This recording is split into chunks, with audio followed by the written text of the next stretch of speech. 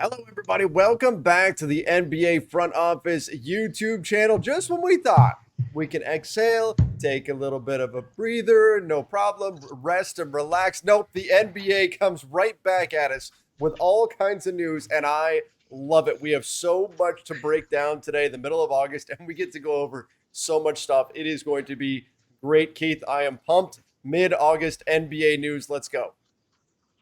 Yeah, it was funny just to give everybody a little peek behind the curtain. Trevor and I wrapped our last episode and we're like, all right, so we can probably start moving into a little bit more evergreen Mm-hmm. topics like team previews and best deals, worst deals, things like that. And all of a sudden the NBA is like, no, you can't.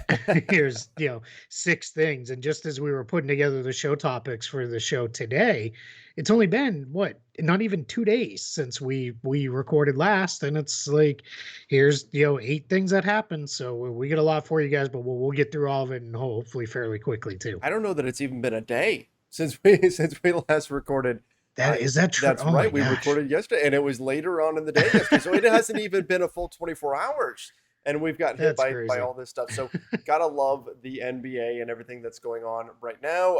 Look, we've got a trade, we've got extensions, we've got news, but I guess let's start with Ben Simmons since that's been a big topic for the last few weeks. Sure. Jake Fisher of Bleacher Report reporting that it is likely that Ben Simmons stays now with the 76ers unless a certain guy up in Portland becomes available. Yeah, and it's not CJ McCollum. So Oh, Blazers uh fans, bummer. right. Trade machine Right. fans all Yes. cry, pour one out for the millions of Ben Simmons, CJ McCollum trades over the years. Yeah, it sounds like unless Damian Lillard is available, that Simmons is going to stick there. So it sounds like Philly's really waiting on that one to come. Given Portland's offseason, they might not need to wait too long. Yeah. We'll see if Lillard finally says I've had enough and decides he wants to move on. But yeah, it's one of those things where it's rough to bring Simmons back though to that locker Hmm. room. I just can't imagine day one of training camp, everybody's filtering in and they're like, Ben, good to see you. Great to have you back. Like I don't know how that's gonna go. But this No. is one of those things where sometimes you hear we're not doing it unless this, and then later that afternoon Yeah. or 2 days later, we get a Woj bomb of Ben Simmons traded to X, Y, and Z. So yeah, but for now, looks like he's headed back to Philly. It's a leverage play for sure. I mean, if the right offer comes along, you know that they will take it. They're not saying, no, we won't trade him or anything like that. This is them trying to say, no, Sure. we're not getting the kind of offers that we want. But again, to be fair, everything we've heard about the offers that they want are completely unrealistic. That they want stuff that I mean, like if you put the top guys in the NBA out on the market, maybe they're getting these kind of offers, but Yeah. like 4 first round picks, pick swaps, young talent, all this kind of stuff that just teams aren't going to be willing to give that for Ben Simmons. So until that No, level comes down, I don't see a deal to be done. I can see my dogs walking around in the background behind us. Cameo. That she's about to be the middle child and she doesn't know it yet. Uh oh. So but yeah, we'll see. Yeah, we've been saying for a while now, Philly has to come down on their Mhm. ask. Other teams will come up some, and that's when a trade will get done. Right now, Philly asking for 4 picks and swaps in the 3 years in between. That sure, I mean, ask for it, but it's not likely to get that far. My guess is this will probably settle around maybe 2 picks and a swap in between and a pretty Hmm. decent player heads back unless it does expand into something bigger where it's Damian Lillard or something like that. And if you're Portland, I have to wonder, do you want Ben Simmons back or do you try to rope in a third team and get younger Right. players back that you can really say, all right, because Simmons has the ability alone to kind of lift you somewhat out of being a truly terrible team. And I would guess if I was Portland, I mean, I guess you still have McCollum and Powell under contract, so you probably do want to try to salvage it. Hmm. So maybe you would take Simmons back versus bottoming it out. But I don't know. It feels like they're kind of stuck in the middle. I've got an article coming out on Spot Track pretty soon, and I have the Blazers pretty high on my disaster potential list because it could go really badly for them It the course over the course of this season. it absolutely could, and it's going to be something to keep an eye on. But from a team that appears to not be making a trade to one that did. Patrick Beverley, don't unpack your bags, Pat. You're on the move again. this time headed to Minnesota in exchange for Jarrett Culver and Juancho Hernan Gomez. You know, this trade to me, the whole trade between the Clippers and the Grizzlies, sending out Eric Bledsoe, it makes even more sense now to me from the Grizzlies' perspective that you're bringing in a young kind of second draft type guy in Jarrett Culver, which I think fits the timeline a bit better for this Grizzlies team. Even if Patrick Beverley's kind of grit and grind mentality would fit Memphis, I think this makes the deal make even more sense from the Grizzlies' perspective. Now the older dog is hanging out back there. So I get dogs everywhere here in the Smith house. Yeah, I think this trade makes sense for both teams, and I think it actually makes more sense than the previous trade did between Memphis and the Clippers. I think with this one, it is Minnesota after trading Ricky Rubio. They needed another guard, another kind of more of a pure point guard, at least someone who could defend point guards. Yeah. And Beverly's going to give them that. He's also fine to play off the ball while Russell does a lot of the playmaking and ball handling and creation and those kind of things. So I think he makes a lot of sense for them. There's no salary commitment there beyond this year for Minnesota. So why not? I think they did okay with bringing in Beverly and Prince, considering they had very little flexibility to do much at all this offseason. I don't know how many people realize they were like right at the tax at the start of the offseason. It was not a great situation for them, all things considered, for how bad of a team they've been over the years. So then I think on the Memphis side, we get to see how they even do this trade, because they already had 20 players after the Bledsoe trade because they took in 3 for 1. So they're going to have to waive somebody to complete this trade Rondo. First. It might be Rajon Rondo. It very well could be. The easy one to do would be Yves Pons, who's on a Exhibit 10, because you could waive him and then just re-sign him to that same deal right after you complete the trade. But then now, no matter what, they're still going to be basically in the same position where somebody's got to go and isn't going to be able to stick on that roster long term. They've got to cut at least a couple guys. So we'll see. I'm not fully sold Jarrett Culver sticks there, because they've already got a lot of guards on that team. And, let's see what happens with him. I think Hernan Gomez is a nice get for them for kind of for free in a sense. Yeah. I think, another guy gives them a little bit of a size up front, another front court player who can do a little bit of stuff. So I like it for Memphis. I like it for Minnesota. I think it's one of those ones where it's all right, let's just keep kind of churning guys through who are necessary part of the future for the Grizzlies. And for Minnesota, let's see if we can hit, because we know the Wolves, I know that they're going to make it, but they want to be a playoff contender this year for sure. Yeah, I mean, look, they're in a spot, Minnesota, from their perspective, where they kind of have to make a push right now. Because if not, the cries for Towns to say something or do something are just going to grow louder and louder. That drum's just going to keep beating, right? So it's going to be important for them to make real progress here. And Patrick Beverley, I think, can help them do that, both in terms of personality, in terms of kind of having that kind of defensive mentality that has to come into a team in order for them to really make a big leap. We know defensively they weren't great. In addition to just, showing him, hey, look, Kat, we're going to do what we can to bring in veterans to help you out. And even though Patrick Beverley, does he move the needle a ton? I don't know, but at least it's a step towards, what playoff contention here for them. Yeah, this is the middle year of that 5-year extension for Kat, and he's got 2 years left on it. No options, because remember when he signed, that was during that period that teams weren't doing the player option thing. Now that's come back into vogue with guys like Jason Tatum, Donovan Mitchell, Trae Young, Luka Doncic. The top end guys are now getting those again, but Kat didn't get one. So he's got 2 more years past this one. And yeah, that would be very, very interesting if he really came on the market, because I think then we would start to see how much our team's willing to pay for size. Speaking of paying for size, let's do it. On to that. These are professional. I love that transition right there. So look at us. Yeah, like it was all planned and didn't come to me in the moment. Joel Embiid, we already talked about Ben Simmons, but Joel Embiid getting paid, gets a 4-year max extension. As of right now, the 2023-2024 cap projects to be about $24.9 million or so, almost $25 million. So Embiid because he's already qualified because of his all NBA status and Mm-hmm. those things, he is supermax eligible. So he will be in the supermax tier of $43.7 million first year salary. Total commitment over the life of the 4-year deal, almost $196 million through 2026-27. Player option on that final year. No protections this time around. If That's you right, the injury maybe stuff. remember, last time they did all sorts of funky stuff in there to protect them from back injuries, foot, and I think knee were all part of the protections Philly could have done. He had to play in so many games and play minutes Mm-hmm. thresholds and all that. Clearly he did, and his contract became fully guaranteed. But Philly locked into the big man for the foreseeable future for at least the next 5 seasons, potentially 6. And it makes sense. He was a legit MVP candidate this season. I think you could have made an argument for him to win it.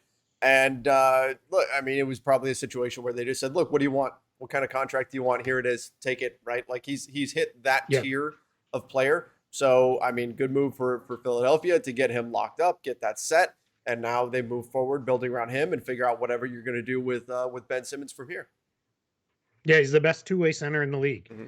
Jokic is the best offensive center. Gobert's the best defensive center. And Embiid's the best offense and defense Yep. center in the league. I don't know anybody who can reasonably argue against that. I would love to have that conversation because I'm gonna vehemently disagree.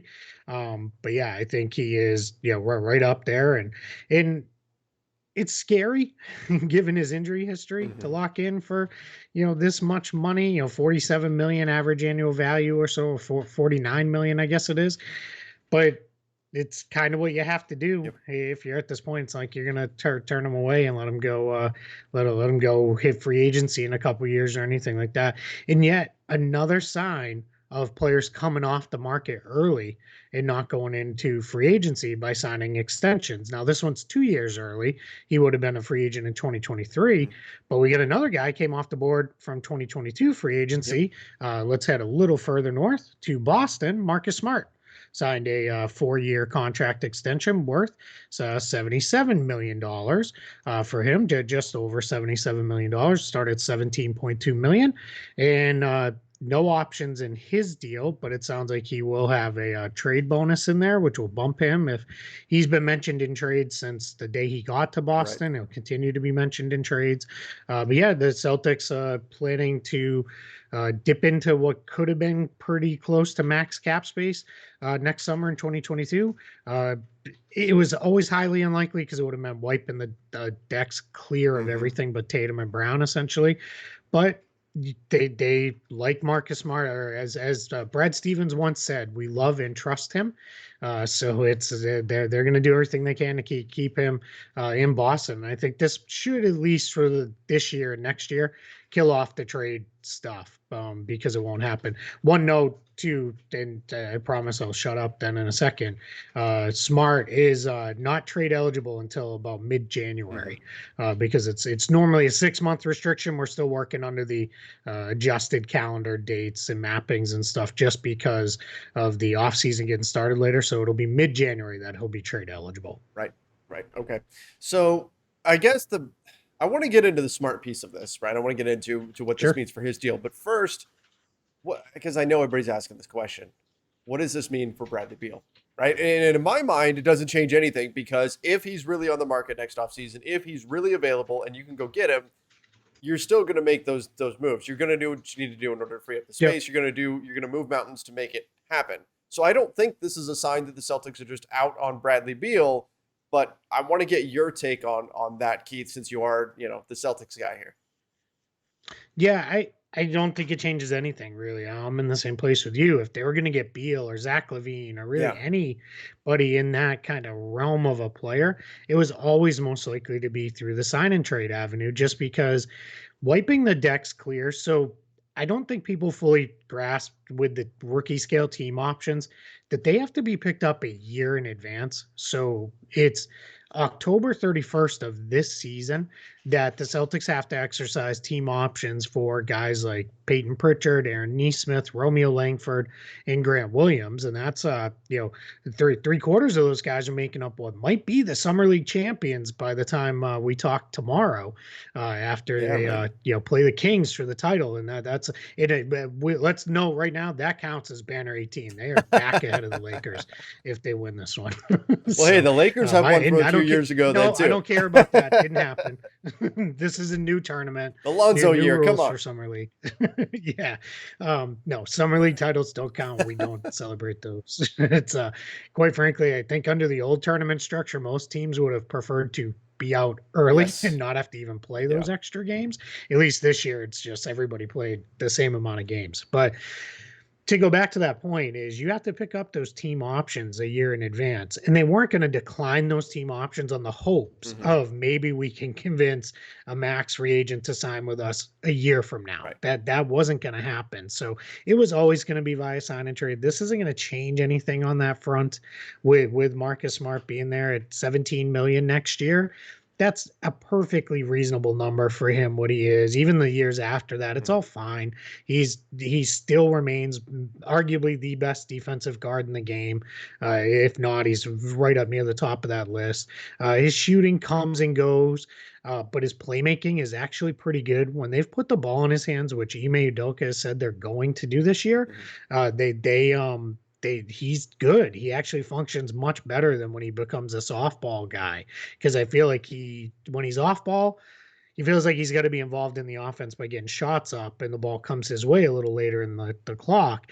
If he's a guy kind of setting the offense and opening things up, it just functions a lot better. And I think that's the plan for them going forward. And I'm perfectly fine with this because I don't think it changes much of the short or long-term team building structure for the Celtics or for Smart. Yeah, my initial reaction was, ooh, that feels like a bit much for Marcus Smart. But then when you really look at what he does for that team, it makes sense. It makes if it is an overpay, it's not a massive, it's not major. It's not like it's going to turn it into a negative value contract or anything like that. So I think it's fine for the Celtics and good to get him locked up. Now you've got some certainty in that locker room, and that certainly helps as well. Marcus Smart, though, I'm with you on one thing on that. I'm with you. It probably is a touch too high. You'd probably rather have it be in the, in the 15 to 16 range versus the 17, 18 range. But this is a classic, means more to us than he does to anybody else kind of signing. So I'm with you on that. But the important thing is it's not 20 to 22 million, which then that starts to like, what are we doing here? This is a little rough. And had he gotten a free agency, you could have seen it quickly turn into something like that. If all of Boston's other plans kind of fell through, then it might have been, all right, well, now we have to keep Marcus Smart.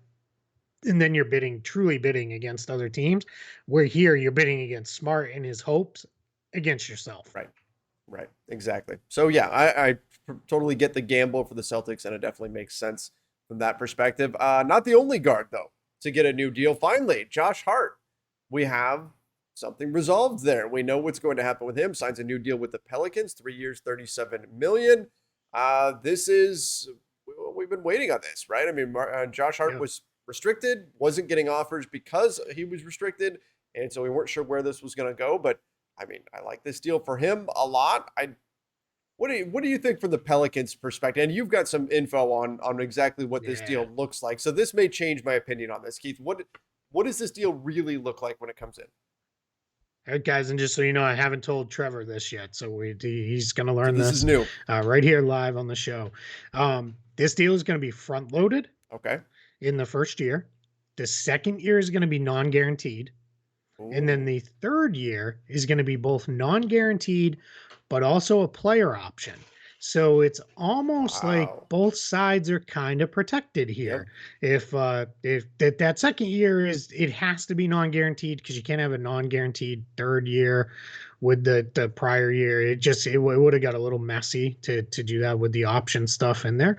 But yeah, it's as close to in Major League Baseball. They have what are called mutual options, where either the player or the team can decide to go different ways. And this is Hart could still opt in for that third year, and then the Pelicans could turn right around and say, great, we waive you, and you move on Right. if that's the direction they want to go. So yeah, so he's going to get paid up front. This may end up turning into only a 1-year deal. We'll see. But yeah, it's going to have a really kind of funky structure to it. So good on the Pelicans and Josh Hart for kind of taking lemons and making lemonade here with two a team and a player who were kind of stuck in a tricky spot now. Okay, completely changes my opinion of this because I went, okay, from the Pelicans perspective, maybe this is a bit much here for Josh Hart. You're going above the mid-level exception for him. A player I like a lot. Obviously, I mean, former Laker, we've got to see up close out how good he really can be. But the structure is so fascinating and so I guess it's sort of creative, really smart. the way they put it together. Yeah. And so I like it. I like that you've got some protection for the team. If things just don't work out this season, it's only a 1-year deal. And we've always said 1-year deals doesn't really matter that much what the dollar amount is. So if we're looking at it from that perspective, the team is completely protected there. If he really hits and things continue to work with him, you keep him on for that third year. And then maybe, either side could decide that they want to walk away or whatever. So I like this a lot. This makes a lot more sense than just a straight up 3-year, $37 million deal to me, at least from the Pelicans perspective. Yeah, I also think too, I've had a couple people say they have so many guards because now remember they added Devontae Graham and Tomas Satoransky. This offseason, they also still have Nickeil Alexander-Walker, Kira Lewis Jr., but don't think of him as a guard anymore. He's not that. He's really a wing, a full wing. He plays more at the 3 than he does anything else for this team because he uses his size so well. He can really defend everybody but the biggest of 4s and then true centers. But anybody else he's fine against. He can really hold his own. And he is a very, very, very good rebounder for his size. He may be right up there near the top of the list for best rebounders at his size. He is really good. So that's not a concern at all for me. You've got now pretty good roster balance, I think, on this team. I think it may not look great, and they're probably going to be in the fight in the play-in to be in the playoffs in the West. But I think they achieved some good stuff this offseason as far as cleaning things up a little bit, giving themselves a little bit more flexibility, and also adding some talent into that team. So I like this decision for them. And now Lauri Markkanen, the cheese stands alone. He's the last one hanging out there of kind of the major restricted free agents, and we'll see. And that one doesn't seem like it's going to resolve anytime soon. That could be one that drags on for another couple weeks and then just ultimately ends in him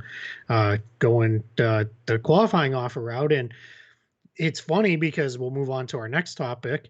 Celtics fans are immediately like, can the Celtics get Lauri Markkanen in a sign and trade? And what got them all excited was the Celtics did a sign and trade today of Evan Fournier. So Evan Fournier, as we all know, is going to the New York Knicks.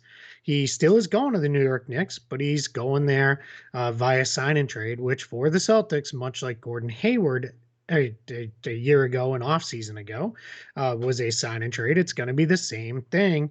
This time around, Boston will create a $17.1 million trade exception in this deal, and they are going to get cash back from the Knicks. My guess is the minimal possibility consent, which is like $700,000 or something. And then they are going to send 2 second-round picks to the Knicks, but one of them's not really a real second rounder. It was a top 55 that they got from the Hornets to do the Hayward deal. So it's really 1 second-round pick goes to the Knicks to do what the Knicks were going to do anyway. So good on their part. They pick up an extra real pick, and the Celtics created a $17 million trade exception. So they now have a $17 million one. They have a $9.7 million one and a $5 million one. So no, you can't combine them all together. No, acquiring a player via a trade exception does not make you hard capped. No, it doesn't make you hard capped to sign and trade a player out. Shouts to our buddy Eric Pincus. I know he's probably got cold chills now. Just he's saying it in his sleep speak now. These words exactly. But it is you would get hard capped if they sign and traded for Markkanen in this case, if that was the direction it would go. So I don't expect that to be anything that happens, because there's also base year compensation rules there. It just gets very complicated to do a trade like that. And Boston would have to send enough out to stay under the hard cap. Not impossible. They could do it. It's just not highly likely. So yeah. So the Celtics were a guy they were going to lose for nothing. We get to have the trade exception conversation all over again for another year. And it makes sense. I love it when deals like this come together, because it's the type of situation where, from the Knicks, it doesn't change anything for them. They still get the player, Yep. and now they get a second rounder for free, basically, for doing nothing but just Yep. playing along, right? And then the Celtics are able to Exactly. get something for the player as well, and that's the trade exception, which the trade exception could be nothing. It could be that no one pops on the market that they want to use the trade exception on, or it could be something that ends up being valuable for them. It just depends on how things Yep. play out over the next year. But the bottom line is they get something for the player. And so I like the scenario for both teams. I like them when things like that come together, because you hate to see a player walk away and the team get nothing. And I think the price to pay, well, for the Knicks, a second rounder is, hey, we got something that we weren't going to get previously. Great. But for the Celtics, it's certainly worth that price just to generate that trade exception and create the possibility that something good could come down the road from losing this player. So it's a Yep. win-win. And given their history, they've shown that they will use Yes. trade exceptions. They did last year. That's how they got Fournier in the first place. And then they used the rest of it to get Josh Richardson. So Ironic. as long as you use them, they're good. And before anybody asks, because I know we're going to get a lot of Laker fans on this video, the reason the Dennis Schroeder one couldn't be a sign and trade was, one, a sign and trade contract has to be for a minimum of 3 seasons. Schroeder did not want that, and it would have hard capped the Celtics to acquire Schroeder via sign and trade. Also, Schroeder signed going into a signing exception, not a trade exception. So that also would not have been possible in that situation either. So don't, but before we start saying, why did the Lakers lose Schroeder for nothing? They really didn't have a choice at that point. And there was no one out there offering anything that could have been workable, because I've seen some people kind of beating up on Rob Pelinka for that, just saying, we lost this guy for nothing. If you want to beat up on him for why didn't you beat that offer and re-sign him, that's a whole other conversation we could have. But there was never going to be a Schroeder sign and trade once he was down to less than mid-level money. Right. Yeah, absolutely. And that's just, it's just the mechanics of the way everything works, where you weren't going to get that for him. Now, maybe you could talk, why wasn't there one for Alex Caruso, right? You can get into some other things, right? But can't be mad about the Dennis Schroeder situation for sure. Exactly. Keith, that's a lot for mid-August. It's a lot. We got a couple of small things. Let's hit the small ones too, just for completionist's sake. Herb Jones signed a fully guaranteed 3-year deal with the Pelicans. So, or at least 2 years are guaranteed. Maybe the third year's non there, but he was one of their second round picks. Really showed up as a defender, which was expected in summer league. So another wing with size. Luka Garza, last year's kind of I think he might have been the NCAA player of the year. Looked good in summer league. He's going to the Pistons on a 2-way. Kessler Edwards going to the Nets on a 2-way. Joe Wieskamp, another, I believe he was Garza's teammate at Iowa. He's going to sign a 2-way with the Spurs. So we're starting to see the 2-way spots fill up. I think 35 or 36 of them are full of the 60 2-way spots around the league. So those are starting to fill up as well. We'll see all those teams that are going to fill them will fill them within the next couple of weeks here. And then Pascal Siakam news came out. I believe it was Sam Amick had the report. He wants to stay with the Raptors, does not want to be traded anywhere. So no real surprise there. That's kind of been his NBA home on that one. And then Jalen Green threw a little bit of shade at the city of Detroit about he wanted to go number 1, but he didn't want to go to Detroit, and then said some not nice things. So he will not get a warm welcome the first time the Rockets play at the Pistons next season. No, he will not. But I love it. Bring the drama. Let's do it. That's it. And Christmas Day games are starting to come out. We're starting to hear rumors of that. It sounds like the full schedule may be on Friday. If you pop into your guide on your television provider of choice and go to NBA TV Friday evening, there's a special scheduled. It just Ooh, says special, and I don't know what else it would be other than let's talk about the schedule. So it's got to so be. yeah, so we're gonna get it 3 p.m. Eastern today. You'll probably have heard this by then, but the first week's national TV schedule as well as the Christmas Day games. So pretty cool. And then we'll get to see the MLK Day games as that's Mhm. become a really fun day in the NBA calendar. So yeah, it's gonna be here before we know it. And if this league is sending us any messages, they're not going to slow down all the way right up to training camp. Nope, they definitely are not. But again, we love it. We love being right here for all of you, breaking everything down. So make sure you do subscribe right here to the NBA Front Office YouTube channel. Don't forget to turn on those notifications and, of course, like this video. Till next time, everybody, stay safe and see you.